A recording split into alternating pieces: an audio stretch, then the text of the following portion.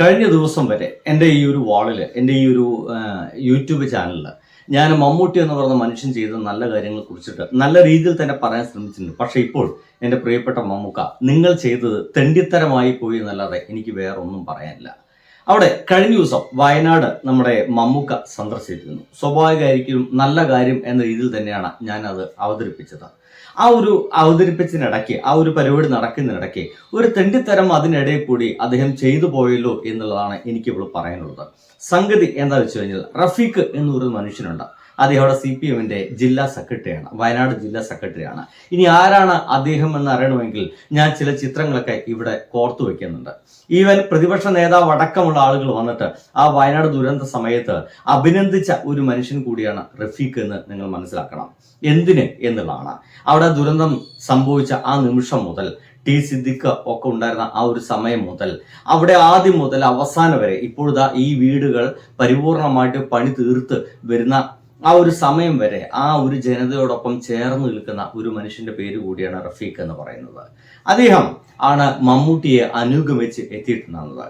ഇങ്ങനെ അനുഗമിച്ച് എത്തുന്ന ഇടയ്ക്ക് മമ്മൂട്ടിക്ക് അദ്ദേഹം തൊട്ടടുത്ത് നിൽക്കുന്നത് തീരെ ഇഷ്ടമില്ലാതാകുന്നു.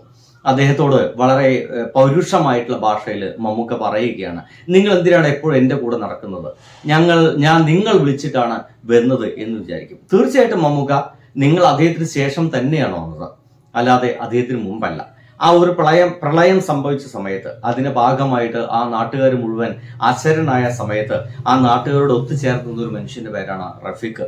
നോക്കൂ, ഈ ഒരു നിമിഷം വരെ അദ്ദേഹം ആ ഒരു നാട്ടുകാരോടൊപ്പം ചേർന്ന് നിൽക്കുന്നുണ്ട്. അത് ആ നാട്ടുകാരോട് ചോദിച്ചാൽ മനസ്സിലാകും.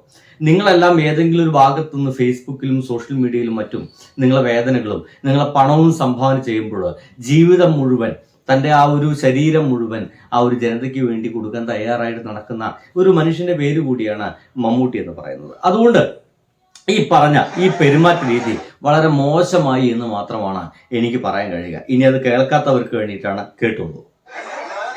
ഇവിടെ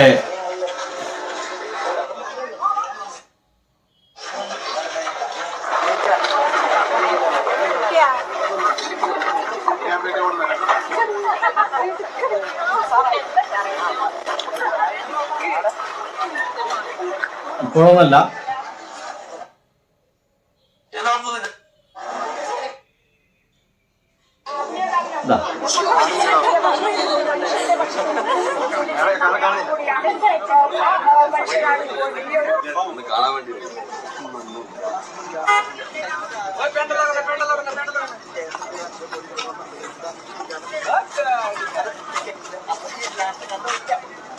ഒരു കമ്മ്യൂണിറ്റി ഹാള് വരുന്നുണ്ട്, ഒരു ഡിസാസ്റ്റർ മെമ്മോറിയല്.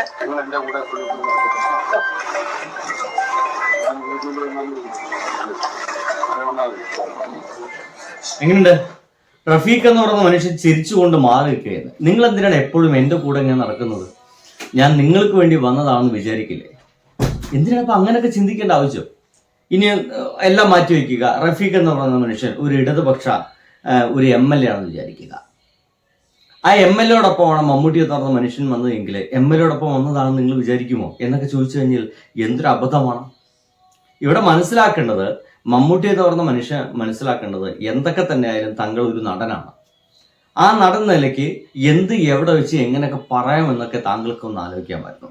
ഇവിടെ സംഭവിച്ചത് നിങ്ങൾക്ക് വേണമെങ്കിൽ അദ്ദേഹത്തോട് പറയാം, രഹസ്യമായിട്ട് പറയാം. നിങ്ങൾ എപ്പോഴും എൻ്റെ കൂടെ നടക്കുമ്പോൾ രഹസ്യമായിട്ട് എവിടെയെങ്കിലും വിളിച്ചു പറയാം, ഒരു കാര്യം പറയാനുണ്ട്.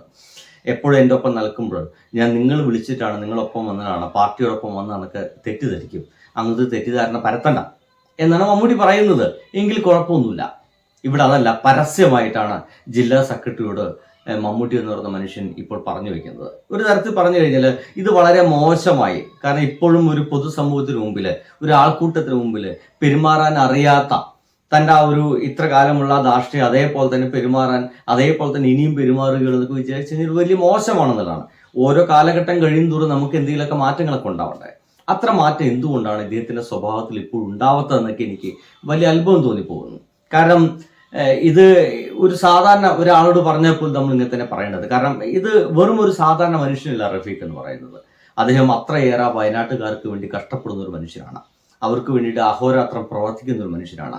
ആ വീട് പണിയൊക്കെ ഇത്രയും എത്തി നിൽക്കാൻ കാരണമായിട്ടുള്ള കാരണക്കാരിൽ ഒരാളാണ് അദ്ദേഹം എന്നൊക്കെ പറയേണ്ടി വരും. അങ്ങനെയുള്ള ഒരു ആളോടാണ് നിങ്ങൾ എൻ്റെ ഒപ്പം ചേർന്ന് നിൽക്കുന്നത് എനിക്ക് ഇഷ്ടമല്ല എന്ന് മമ്മൂട്ടി പറയുന്നത്. എന്തൊക്കെയായാലും എനിക്ക് പറയാനുള്ള ഇത്രയേ ഉള്ളൂ.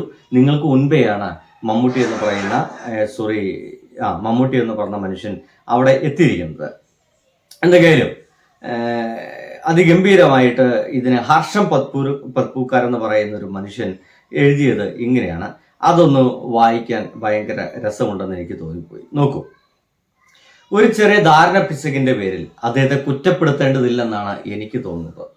ദുരന്തബാധിതരെ കാണാൻ അദ്ദേഹത്തിന് പിന്നാലെ റഫീഖ് എത്തിയെന്ന് അദ്ദേഹം തെറ്റിദ്ധരിച്ചു. വളരെ വൃത്തിയായിട്ട് ഹർഷൻ എഴുതി വെച്ചിട്ടുണ്ട്. ദുരന്തബാധിതരെ കാണാൻ വേണ്ടിയിട്ട് മമ്മൂട്ടിക്ക് പിന്നാലെയാണ് റഫീഖ് ആദ്യമായിട്ട് ആ ഒരു സ്ഥലത്തേക്ക് എത്തുന്നതെന്ന് മമ്മൂട്ടി തെറ്റിദ്ധരിച്ചു.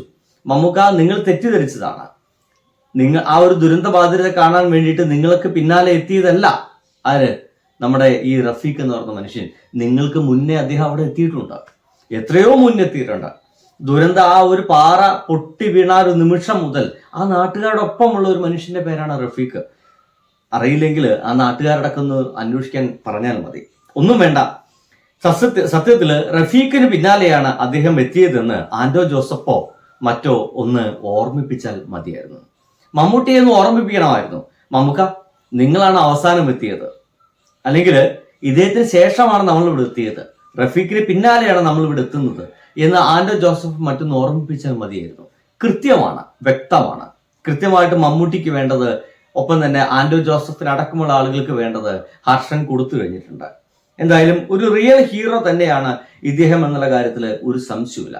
കാരണം അത് ആ വയനാട് ദുരന്തം പ്രദേശമൊക്കെ സന്ദർശിച്ച ആളുകൾക്ക് കൃത്യമായിട്ട് മനസ്സിലാക്കാൻ സാധിക്കും. വയനാട് ദുരന്തം ഉണ്ടായ സമയത്ത് അന്നത്തെ വീഡിയോ ക്ലിപ്പിംഗ്സും മറ്റൊക്കെ ഒന്ന് നിങ്ങൾക്ക് കണ്ടെത്തുവാനും മറ്റൊക്കെ സാധിക്കുമെങ്കിൽ നിങ്ങൾക്ക് വ്യക്തമായിട്ട് മനസ്സിലാക്കാൻ സാധിക്കും. ഹീറോ എന്ന് പറയുന്നത് മമ്മൂക്കയോടപ്പുറം അത് റഫീഖ് തന്നെയാണ്. ബൈ. കാണാനായിട്ട് മാത്രം ഇത് ഞങ്ങൾക്ക് നാളെ ഇത് കാണാൻ പറ്റുമെന്ന് അറിയത്തില്ല. ഞങ്ങൾക്കൊക്കെ 10, 70, 72 വയസ്സായി. നാളെ ഞങ്ങൾക്ക് ഇത് കാണാൻ പറ്റില്ല. ഞങ്ങളുടെ മക്കളെ അനുഭവിക്കുന്നതിൽ ഞങ്ങൾക്ക് കാണണ്ടേ. അതാണ് ഞങ്ങളുടെ മക്കളെങ്കിലും കാണും. നമ്മൾക്ക് ഇതൊക്കെ ഇപ്പോഴെങ്കിലും തുടങ്ങി വെച്ചു എന്ന് നമുക്കൊന്നും അവകാശപ്പെടാൻ ഒരു വഴിയുണ്ടല്ലോ. മക്കൾക്കാണെങ്കിലും എടാ ഇന്ന പോലൊരു സ്ഥലമുണ്ട്, ഇന്ന ചെയ്തിട്ടുണ്ട്. അന്ന് നമ്മുടെ മുഖ്യമന്ത്രി പിണറായി വിജയനായിരുന്നു, പുള്ളി അത് നമുക്ക് നിർവഹിച്ച് തന്നിട്ടുണ്ട്. അതിന് ബന്ധപ്പെട്ട എല്ലാവരും സഹായിച്ച ആളുകൾക്കെല്ലാം പ്രത്യേകം നന്ദി നമ്മൾ ഈ അവസരത്തിൽ പറയുന്നുണ്ട്. നാടിൻ്റെ പുരോഗതി മാത്രം ആശ്രയിച്ചുകൊണ്ടുള്ള പ്രവർത്തനമാണ്. അതിൻ്റെ ഭാഗമായിട്ടാണ് ഇത് പൂർണ്ണമായി വിജയിക്കട്ടെ എന്ന് നമ്മൾ വിശ്വസിക്കുന്നു.